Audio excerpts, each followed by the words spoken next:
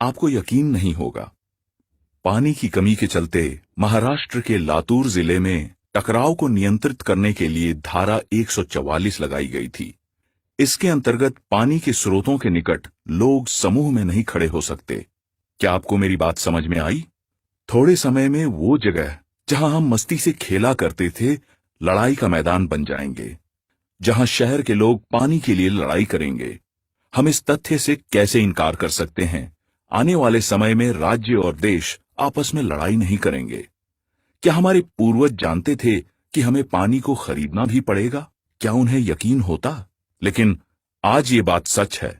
इसी तरह से पानी के लिए विश्व युद्ध की संभावना भी है। पानी की समस्या चक्रवात या भूकंप जैसी प्राकृतिक घटना नहीं है। क्या हम इसके लिए जिम्मेदार हैं? पेड़ों की जड़ें नदियां और धाराएं बनाने के लिए पानी को सहेजती है। अगर हम पेड़ों को काट दें तो बारिश का पानी कहां जाएगा? समुद्र में, जहां वो किसी काम का नहीं रहेगा। गोदावरी नदी का जल स्रोत सूख चुका है।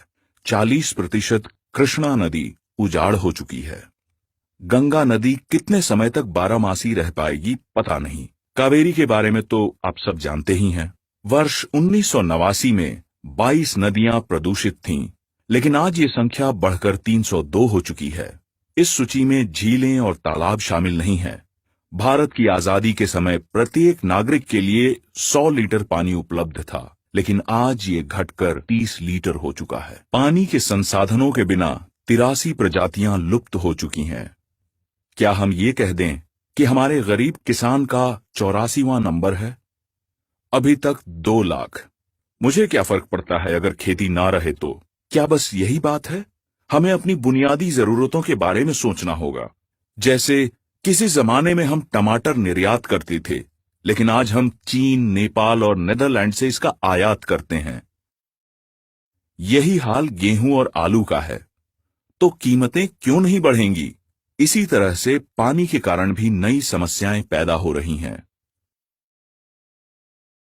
अब आपको समझ में आया, पानी की समस्या किसी और की समस्या नहीं है। यूनिसेफ की रिपोर्ट कहती है कि वर्ष 2040 तक 60 करोड़ बच्चों को पीने के पानी की समस्या का सामना करना पड़ेगा। इस स्थिति में उद्योग को अभी के मुकाबले में 30 गुना अधिक पानी की जरूरत होगी। इसी तरह से कृषि और बिजली उत्पादन के लिए बहुत सारे पानी की जरूरत होगी। हमेशा की तरह अगर हम इन आंकड़ों पर ध्यान नहीं देंगे तो पानी की समस्या हमारी जिंदगी को नरक बना देगी। साफ शब्दों में आपको कैसा महसूस होगा अगर लोग आपको आपका गांव छोड़ने को कहें? लोग अपने गांव को छोड़कर अलग अलग देशों में बस रहे हैं। ईरान, अफगानिस्तान, पाकिस्तान और चीन जैसे देशों से लोग प्रवास कर रहे हैं। गांवों में पानी की कमी के चलते सबसे पहले किसान शहरों की ओर प्रवास कर रहे हैं। समय रहते समाधान नहीं निकाला गया तो बहुत सारी समस्याएं पैदा हो जाएंगी। आपात स्तर पर शहर जरूरतों को पूरा नहीं कर पाएंगे। हम कहां जाएं? क्या हमारे आंसू सूखी नदियों को भर सकते हैं? अब हम क्या कर सकते हैं? एक ही तरीका है और वह है वृक्षारोपण। बड़ी नदियों के दोनों किनारों पर 1 किलोमीटर और छोटी नदियों के किनारों पर आधा किलोमीटर दूर तक पेड़ लगाएं। ऐसा करने का अधिकार केवल सरकार के पास होता है।